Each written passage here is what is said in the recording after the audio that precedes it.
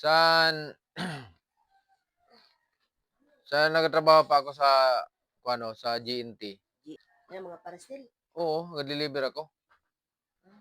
So kapag deliver ko primero kay ang pag-deliver ko kay pag-abrisan, portahan sa to na balay kay kung ano, pag-abrisa akong kay ano ang babae kay nakabra lang. Ta! Nag-abri sa portahan, Nasa pa. pag-deliver ko sa parcel, ay bagan ga kuha na pang bang kaibahan sa pangita ko. Ta! Oo. Di pagka otro deliver gihapon, ano kay amo gihapon na deliveran ko gihapon naman na parcel gihapon. Amo gihapon itong pangalan sa trabaho. Pag-deliver ko naman, pag-abri naman sa portahan, kay nakabra na lang, nakapante. Ah! Asaway man. Amo nga, nakabra na lang, nakapante.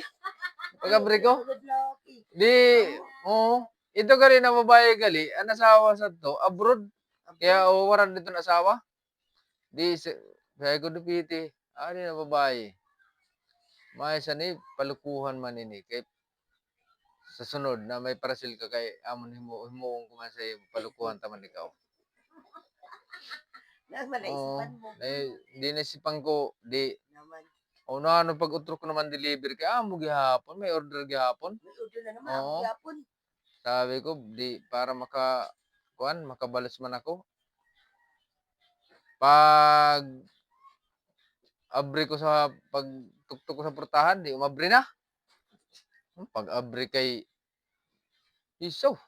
Naman. Sa kay na palabas ko na akon ang sa akon karaman, palabas ko sa akon pantalon.